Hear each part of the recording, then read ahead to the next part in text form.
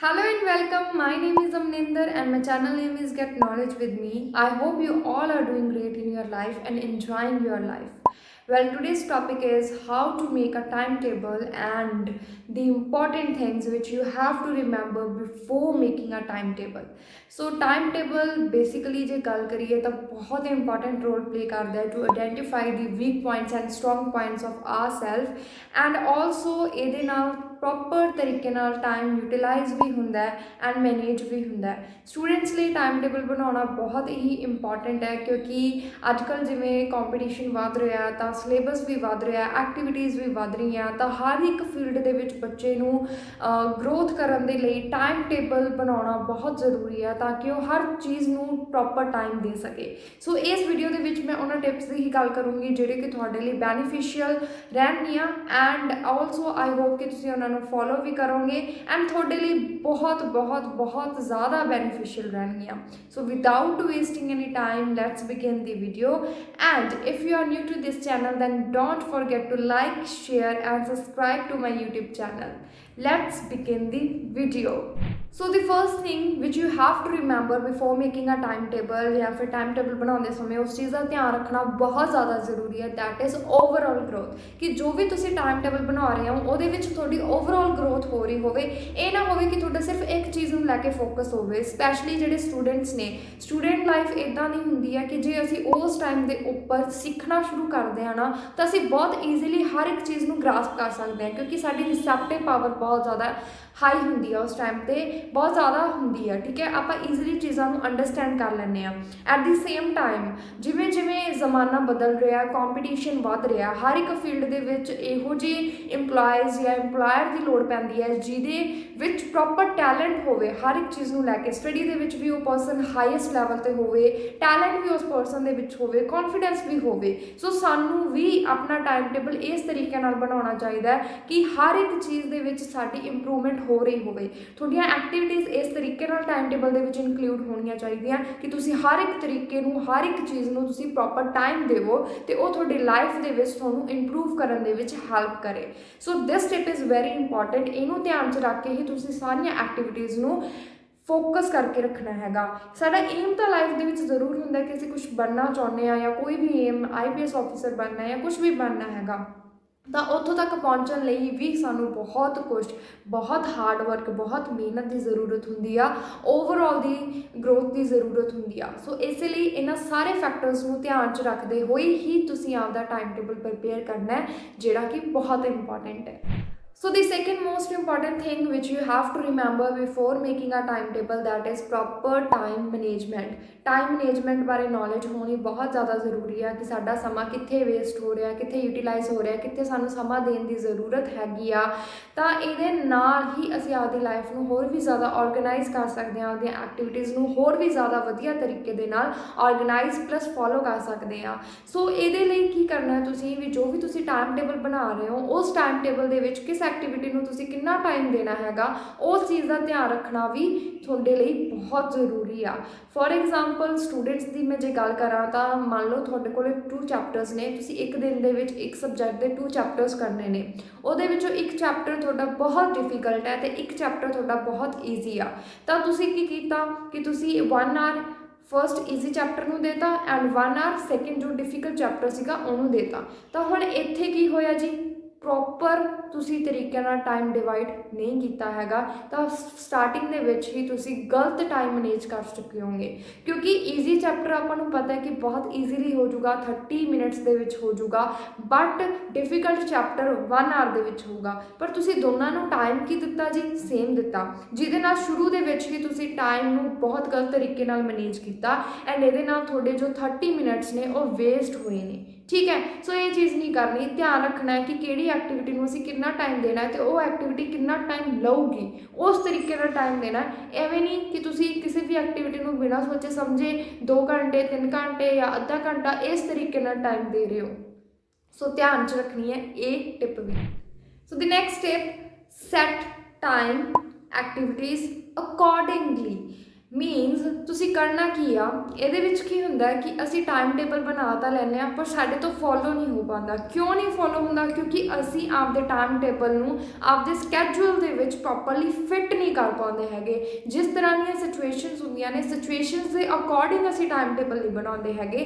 For example ਕਿ ਅਸੀਂ ਹਰ ਇੱਕ ਚੀਜ਼ ਨੂੰ ਲੈ ਕੇ ਟਾਈਮ ਟੇਬਲ ਬਣਾ ਰਹੇ ਹਾਂ ਕਿ ਕਦੋਂ ਅਸੀਂ ਪੜ੍ਹਨਾ ਹੈ, ਕਦੋਂ ਅਸੀਂ ਰੈਸਟ ਕਰਨੀ ਹੈ, ਕਦੋਂ ਅਸੀਂ ਆਪਦੇ ਫੇਵਰਟ ਸ਼ੋਜ਼ ਦੇਖਣੇ ਨੇ, ਜਾਂ ਕਿਸ ਟਾਈਮ ਦੇ ਉੱਪਰ ਅਸੀਂ ਆਪਦੇ ਫੈਮਿਲੀ ਮੈਂਬਰਸ ਨੂੰ ਟਾਈਮ ਦੇਣਾ ਹੈ। ਇਹ ਚੀਜ਼ ਨੂੰ ਲੈ ਕੇ ਤੁਸੀਂ ਪ੍ਰੋਪਰ ਟਾਈਮ ਟੇਬਲ ਬਣਾ ਰਹੇ ਹੋ। But at the same time ਤੁਸੀਂ ਕਰ ਕੀ ਰਹੇ ਹੋ ਕਿ ਸਿੰਪਲੀ ਟਾਈਮ ਟੇਬਲ ਬਣਾਤਾ ਕਿ ਸਵੇਰ 9 ਤੋਂ 10 ਵਜੇ ਤੱਕ ਅਸੀਂ ਪੜ੍ਹਨਾ, 10 ਤੋਂ 11 ਵਜੇ ਤੱਕ ਅਸੀਂ ਅਗੇਨ ਪੜ੍ਹਨਾ, 11 ਤੋਂ 12 ਅਸੀਂ ਰੈਸਟ ਕਰਨੀ ਆ। ਪਰ ਇਹਦੇ ਇਨ ਬਿਟਵੀਨ ਕੀ ਹੋਇਆ ਕਿ ਤੁਹਾਡਾ ਜਿਹੜਾ ਫੇਵਰਟ ਸ਼ੋ ਸੀਗਾ ਉਹ ਆ ਰਿਹਾ ਸੀਗਾ 10 ਤੋਂ 11 ਦੇ ਬਿਟਵੀਨ, ਠੀਕ ਹੈ, ਜਾਂ ਤੁਹਾਡਾ ਫੇਵਰਟ ਕੰਮ ਜੋ ਕਰਨਾ ਹੁੰਦਾ ਤੁਸੀਂ ਉਹ 10 ਤੋਂ 11 ਦੇ ਬਿਟਵੀਨ ਕਰਨਾ ਹੁੰਦਾ ਹੈ। ਪਰ ਉਦੋਂ ਤੁਸੀਂ ਆਪਦੇ ਟਾਈਮ ਟੇਬਲ ਦੇ ਵਿੱਚ ਕੀ ਲਿਖਤਾ ਜੀ ਕਿ ਅਸੀਂ ਤਾਂ ਉਦੋਂ ਪੜ੍ਹਨਾ ਹੈਗਾ, ਠੀਕ ਹੈ।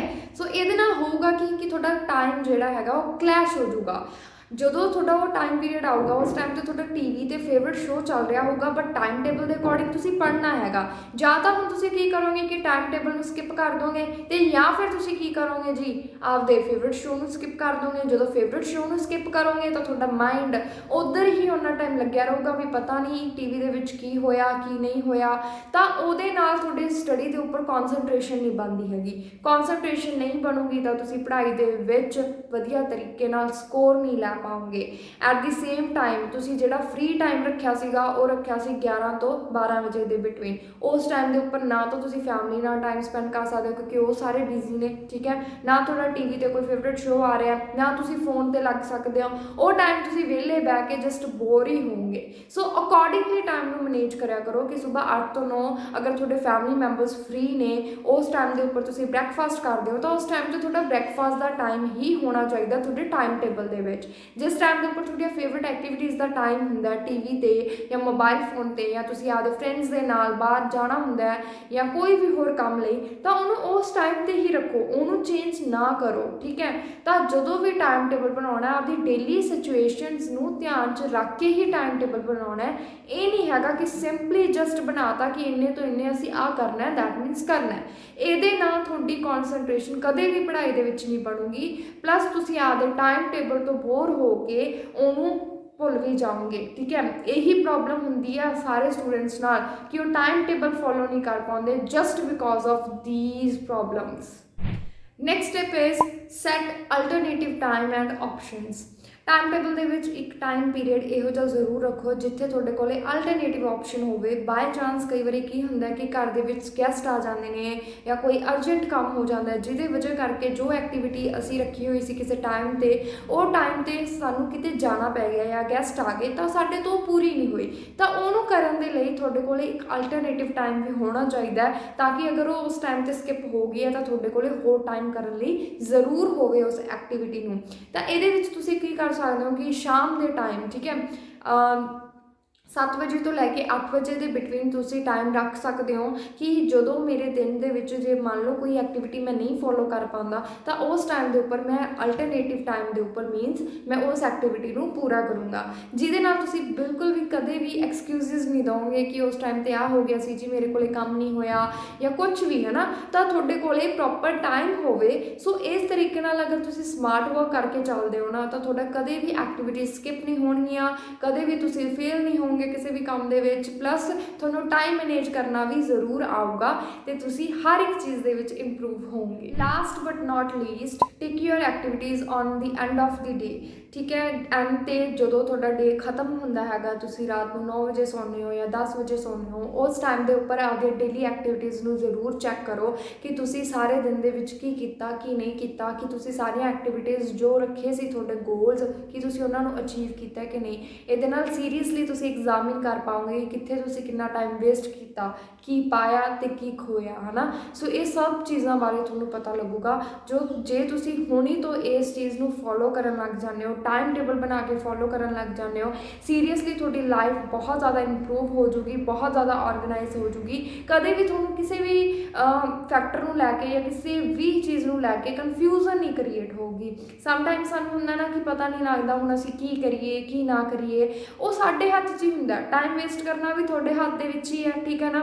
टाइम यूटिलाइज़ करना भी तुहाडे हत्थ दे विच ही आ, पर अगर असीं लिख के उस टाइम टेबल नूं आपदे सामने लगा लैंदे आ ना कि हाँ साडे गोल्स ने असीं अचीव करने ने, ਤਾਂ ਉਹਦੇ ਨਾਲ ਬਹੁਤ ਜ਼ਿਆਦਾ ਹੈਲਪ ਮਿਲਦੀ ਹੈ ਐਂਡ ਬਹੁਤ ਜ਼ਿਆਦਾ ਤੁਸੀਂ ਮੋਟੀਵੇਟ ਵੀ ਹੋਵੋਗੇ ਜਦੋਂ ਐਂਡ ਆਫ ਦੀ ਡੇ ਤੁਸੀਂ ਟਿਕ ਲਗਾਓਗੇ ਕਿ ਹਾਂ ਅਸੀਂ ਇਹ ਐਕਟੀਵਿਟੀਜ਼ ਕਰ ਲਈਆਂ ਨੇ, ਐਂਡ ਸੈਟਿਸਫੈਕਸ਼ਨ ਵੀ ਬਹੁਤ ਮਿਲੂਗੀ ਐਂਡ ਰਿਲੈਕਸ ਵੀ ਤੁਸੀਂ ਬਹੁਤ ਫੀਲ ਕਰੋਗੇ ਕਿ ਸਾਡਾ ਇੰਨਾ ਕੁਛ ਹੋ ਚੁੱਕਿਆ, ਅਸੀਂ ਇੰਨਾ ਕੁਛ ਕਰ ਚੁੱਕੇ ਹਾਂ ਆਪਦੀ ਲਾਈਫ ਦੇ ਵਿੱਚ ਅਚੀਵ।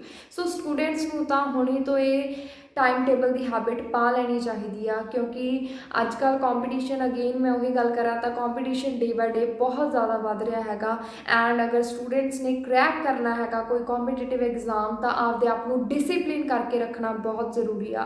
अजकल basically students they which discipline नूं लैके बहुत ज़्यादा प्रॉब्लम है, असीं लेट हो जाते हैं क्लासिस दे विच जाण लई या साडे तो टाइम ते पढ़िया नहीं जाता हैगा एंड एग्जाम टाइम साडे ते बर्डन क्रिएट हुंदा क्योंकि बहुत सारा कुछ पढ़न वाला पिया हुंदा है। वो इसे करके ਹੁੰਦਾ ਹੈ ਕਿਉਂਕਿ ਅਸੀਂ ਸ਼ੁਰੂ ਤੋਂ ਟਾਈਮ ਦੇ ਅਕੋਰਡਿੰਗ ਨਹੀਂ ਚੱਲਦੇ, ਟਾਈਮ ਦੀ ਕਦਰ ਨਹੀਂ ਕਰਦੇ ਹੈਗੇ। ਸੋ ਟਾਈਮ ਟੇਬਲ ਇੱਕ ਉਹੀ ਆਪਣੇ ਟਾਈਮ ਟੇਬਲ ਜਿਹੜਾ ਹੈਗਾ ਆਪਣੇ ਟਾਈਮ ਨੂੰ ਮੈਨੇਜ ਕਰਨ ਲਈ ਹੀ ਹੈਗਾ, ਆਪਣੀ ਲਾਈਫ ਨੂੰ ਸੁਧਾਰਨ ਲਈ ਹੈਗਾ। ਸੋ ਇਹਨੂੰ ਫੋਲੋ ਕਰੋ, ਟਾਈਮ ਟੇਬਲ ਬਣਾਓ ਆਪਦੇ, ਬਟ ਟਾਈਮ ਦੇ ਅਕੋਰਡਿੰਗ ਬਣਾਓ, ਆਪਦੇ ਸਿਚੁਏਸ਼ਨਸ ਦੇ ਅਕੋਰਡਿੰਗ ਬਣਾਓ ਤਾਂ ਡੈਫੀਨੇਟਲੀ ਤੁਸੀਂ ਉਹਨੂੰ ਫੋਲੋ ਕਰ ਪਾਓਗੇ।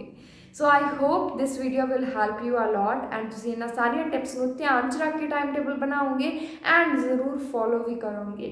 जे तुहानूं ये वीडियो वधिया लगी दैन प्लीज़ इस वीडियो नूं लाइक करना, शेयर करना एंड मेरे इस चैनल नूं सबसक्राइब करना ना भुल्लिओ।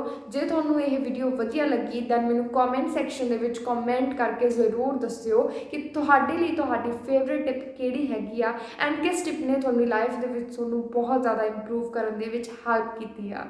सो मिलते हैं एक नवी वीडियो के नाल, बट बी पॉजिटिव, हमेशा पॉजिटिव रहो, ठीक है, कदे भी नैगेटिव ना सोचो, खुश रहो तो आदि लाइफ नूं इंजॉय करो।